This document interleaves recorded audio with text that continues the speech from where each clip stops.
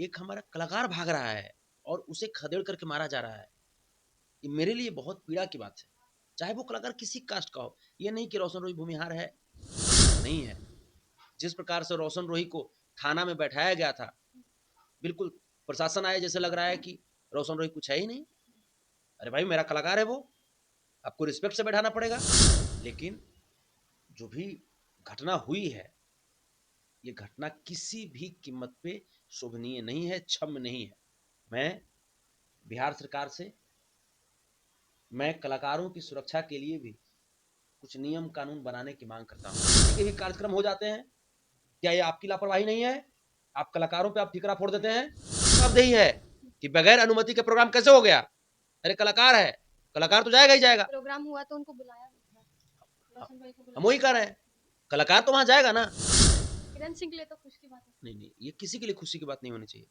रोशन रोही जिस प्रकार से भाग रहे थे, पत्थर चल रहा था रोशन रोही के ऊपर, भाग रहे थे, ये बोल रहे हैं कि गोली भी लग गई है। वही हम विशेष तो मुझे जानकारी नहीं है, बट ये खुशी की बात नहीं है।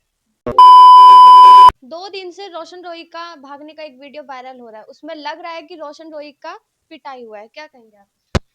हाँ, सर्कुलेट हुआ है एक वीडियो, और उसके बाद ये जो वहाँ के जो स्थानीय पदाधिकारी हैं, उन्होंने भी उस वीडियो के संदर्भ में कुछ बातें कही हैं। ये शायद नालंदा का ये वीडियो है, नालंदा जिले का। तो मुझे भी बहुत आश्चर्य हुआ और बहुत तकलीफ भी हुई, क्योंकि जिस प्रकार रोशन रोही भाग रहे थे, तो मानो ऐसा लग रहा था कि जैसे वो अपनी जान बचाने के लिए भाग रहे हैं। और एक मतलब कलाकार के साथ ऐसा हो, क्योंकि मैं भी एक कलाकार हूँ, मुझे भी बहुत बुरा लगा। मैंने भी अपने जीवन में कई शोज किए, प्रोग्राम किए, लाइव कॉन्सर्ट मैंने किया, लेकिन ये उम्मीद मतलब कोई नहीं कर सकता। ऐसी जो घटनाएं हैं, उनकी गाड़ी भी तोड़-फोड़ हो गई। हाँ, वो जैसे उनकी गाड़ी तोड़-फोड़ की गई, साथ ही साथ बहुत बहुत सारी गाड़ियों का तोड़-फोड़ हुआ। तो ये तकलीफ तो दिया है। और इसके पहले अभी आशीष यादव के साथ भी शायद कोडरमा में या कहाँ पे कोई मंच था, उस पे भी हुआ था। और इसके पहले मैं आपसे बात करूं तो करीब करीब 5-6 साल पूर्व अगर मैं चलूं, तो कुछ ऐसी ही घटनाएं खेसारी लाल यादव जी के शो में होती थी, पवन सिंह जी के शो में होती थी। तो ये जो चीज़ें हैं, ये किसी भी स्तर तक ये अ, शोभनीय नहीं है। ये ऐसी घटना समाज को और हमारी जो सभ्यता है, संस्कृति है, उसको कलंकित करती है। मैं इस प्रकार की घटनाओं का मैं पुरजोर निंदा करता हूँ। पहले भी कई कलाकारों के साथ हुआ है, रोशन रोही के साथ हुआ है। नहीं देखिए, इसमें सिर्फ ऑडियंस ही गलत नहीं है। आप खुद भी आपको सोचना पड़ेगा कि जो ऑडियंस आपको इतना बड़ा सुपरस्टार बनाए, और वही ऑडियंस अगर आपको कहीं ना कहीं हेट कर रहे हैं, तो इसमें हम सिर्फ ऑडियंस को गलत नहीं ठहरा सकते। ऐसा कौन कर सकता है? देखिए, हम जो भी करते हैं, या हम मतलब जो कलाकार हैं, कलाकार भी अपनी जो गरिमा है उसको बहुत हद तक गिरा दिए हैं। जैसे गाने में न तो वो साहित्य बची, लेखनी में, कलम में, जिनके पास साहित्य है, जिनके पास लिखने की क्षमता है, आज उनके पास लोग जाते नहीं हैं। क्योंकि आज है कि एक दिन में 20-20 गाना रिलीज करना है, लोगों को 10-10 गाना रिलीज करना है। तो भाई 10-10 गाना रिलीज करना है, तो फिर आपको उस हिसाब से आपको 10 लिरिसिस्ट रखना पड़ेगा, गीतकार रखना पड़ेगा, और वो आप एफोर्ड कर नहीं सकते। तो एक ही गीतकार के ऊपर कोई एक कलाकार हो गए, उस कलाकार के वो गीतकार हैं और वो लिख रहे हैं। भाई कोई एक गीतकार, कोई भी व्यक्ति हर विधा में एक्स्ट्रा ऑर्डिनरी नहीं हो सकता। अब श्रृंगार रस लिखना है तो वही लिखेगा, वीर रस लिखना है तो वही लिखेगा, छिछोरा पंक्ति लिखना है वही लिखेगा, रोमांस लिखना है वही लिखेगा, मतलब भक्ति सॉन्ग लिखना है तो वही लिखेगा। तो ये जो चीज़ें हैं, इससे पहले क्या होता था, पहले अशोक शिवपुरी जी, विनय बिहारी जी, मतलब बहुत लोग थे, कमल किशोर राजू जी थे, वो लोग लिखते थे। पहले के जो व्यास लोग थे वो लोग भी लिखते थे। कृष्णा बेदर्दी जी का नाम आता है, प्यारेलाल यादव कवि जी का नाम आता है, अच्छे गीतकारों में। मनोज मतलबी जी का नाम आता है, गोविंद विद्यार्थी जी का नाम आता है, लेकिन आजाद सिंह जी का भी नाम आता है अच्छे में। आप आ जाइए, आर पंकज जी का नाम आता है। लेकिन आज के दौर में इन लोगों को मतलब ऐसा इग्नोर किया जाता है जैसे इनके पास कुछ है ही नहीं। अच्छे अगर गीतकार में हम अगर देखें तो आशुतोष जी हैं, आशुतोष जी करके ऐसा कुछ नाम है उनका, आशुतोष तिवारी, वो भी अच्छा लिखते हैं, नीलकमल जी के लिए लिखते हैं। अगर मगही में हम देखें तो मगही में अमन अलबेला को देख लीजिए, बढ़िया लिखते हैं। तो है क्या ना कि बाकी लोग भी अच्छा लिखते हैं, लेकिन आप एक ही गीतकार पे एक दिन में 10-10 गाना लिखने का आप प्रेशर देंगे तो कितना टाइम दे पाएंगे वो कहाँ तक सोचेंगे, कहाँ तक कल्पना करेंगे। ये जो गीत के माध्यम से भी बहुत कुछ जो परोसा जाता है, उससे गायकों की जो छवि है वो बहुत धूमिल हुई है। दूसरी चीज़ है कि आपस में लोग इतना उलझते हैं। जैसे देखिए, फाइट होता था, शीत युद्ध होता था, मनोज तिवारी और रवि किशन जी के दौर में भी होता था कि जब एक फिल्म के सेट पे होते थे और एक दूसरे से बात तक नहीं करते थे। ठीक है, वो अपनी जगह पे है, लेकिन उन्होंने कभी इन चीज़ों को एक्सट्रीम लेवल पे लेकर के नहीं गया कभी भी। एक बहुत बड़ा उदाहरण मनोज तिवारी जी और रवि किशन जी है कि जिनके बीच बिल्कुल ऐसा लगता था कि युद्ध हो रहा है, शब्दों का युद्ध चल रहा है। जैसे अब खेसारी और पवन सिंह। हाँ, खेसारी जी में देख लीजिए, पवन सिंह जी में देख लीजिए।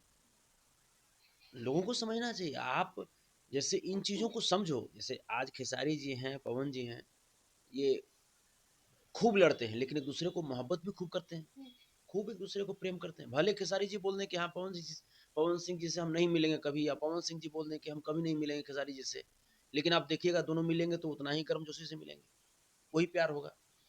तो ये जो आजकल के जो कलाकार हैं, जो भी मेरे भाई हैं, छोटे बच्चों, छोटे भाई कहेंगे तो बुरा लगेगा, हो सकता है भाई फॉर्च्यूनर पर लोग चढ़ रहा है ना, फॉर्च्यूनर पर चढ़ रहा है और महंगा महंगा गाड़ी पर चढ़ रहा है, उसको छोटा भाई कहिएगा तकलीफ लगेगा कि संतोष शर्मा हमारा छोटा भाई बोल दिया। तो सब जितने भी जो आजकल के जो बड़े भाई हैं, रियल में बड़े भाई मेरे लिए खेसारी भैया हैं, पवन भैया हैं, मनोज भैया हैं, दिनेश भैया हैं, रवि भैया हैं, ये लोग मेरे बड़े भाई हैं। भैया वाला काम भी तो होना चाहिए। हाँ, जैसे ये लोग, इन लोगों को मैं रियल में, छोटू छलिया भैया हैं, या मान लीजिए सुनील छैला बिहारी जी हो गए, विनय बिहारी जी हो गए, ये लोग रियल में मेरे बड़े भाई हैं। गार्जियन तौर पे मैं इनको लेता हूँ, हालांकि ये लोग भी गलती करते हैं तो मैं फटकार लगाता हूँ। अब ये जो आज के दौर में जो लोग हैं, जो भी हों, अब इन लोगों को छोटे भाई बोलेंगे तो गुस्सिया जाएगा लोग। तो चलिए जो भी हैं, लेकिन हम एक ही चीज़ कहेंगे कि आप लोग जो भी कलाकारी कर रहे हैं करिए, कंट्रोवर्सी करते हैं करिए, हम मना नहीं करते हैं, लेकिन उस दौरान जो आप शब्द यूज करते हैं मंच से एक दूसरे के लिए, उन शब्दों में चयन करना कि हाँ कौन सा शब्द हम रखें कि इसका भविष्य में क्या प्रभाव पड़ेगा, ये बहुत जरूरी है। हम आशीष यादव का भी मंच देखें, आशीष यादव भी नाराज थे किसी बात को लेकर। हाँ हाँ, किसी बात को लेकर नाराज थे। हो सकता है उनके साथ कुछ ऐसा ऐसा हुआ होगा जो उन्हें पसंद नहीं होगा। ठीक, रोशन रोही का भी हम देख रहे थे, उनका भी मंच हमें का दो देखे जिसमें कुछ बोले जा रहे हैं। मंच तो हमेशा लड़कियों से भरा रहता है। ठीक है, आप लड़का लड़की जो भी है कलाकार रखिए, लेकिन कहने एक्सट्रीम नहीं जाना चाहिए। हम रोशन जी का भी हम मंच हम देख रहे थे, एक्सट्रीम लेवल पे। आप कलाकारी कीजिए ना, कोई दिक्कत नहीं है। अभी कुछ दिन पहले एक एक क्या बोलते हैं, एक गायिका है निशा उपाध्याय, हम उनका भी मंच देख रहे थे। वो क्या सैंडल उठा करके वो, है ना, वो हाँ लड़ाई कर रही थी वो। तो ये क्या है, इससे गरिमा गिरती है। अरे ठीक है, आपको किसी अनाउंसर ने आपको ऐसा कहा तो हम भरे मंच पे हम क्यों बोलेंगे भाई उन चीज़ों को। आप भी एक कलाकार हो, वो भी एक और कलाकारी के दौरान की बातें हैं। ऐसा नहीं है कि दोनों पॉलिटिकल जोन की बात कर रहे थे या सोशल जोन की बात कर रहे थे। दोनों, बहुत सारी ऐसी चीज़ें हैं जो आपको समझना पड़ेगा। अब तो आपके पास, आप लोग के पास पैसा कौड़ी भी तो हो ही गया, मिला जुला करके कमाए खाए भर। अरे हम नहीं कर रहे हैं कि हाँ बिरला टाटा आप लोग हो गए, लेकिन मिला जुला करके कमाए खाए भर कर लेते हैं आप लोग। तो हम यही कहते हैं कि बेहतर कीजिए, अच्छे से रहिए, दो पैसा कमाइए। इंडस्ट्री को कुछ दे सकते हैं तो ठीक है दीजिए, इंडस्ट्री को नहीं दे सकते नहीं दीजिए। अच्छा, किरण सिंह को एक बात का मौका मिल जाएगा बोलने के लिए कि रोशन रोही पर हमला हुआ। नहीं, ये तो दुख की डर बात गया है ना, ये खुशी की बात नहीं है। किरण सिंह के लिए तो खुश की बात है। नहीं, ये किसी के लिए खुशी की बात नहीं होनी चाहिए।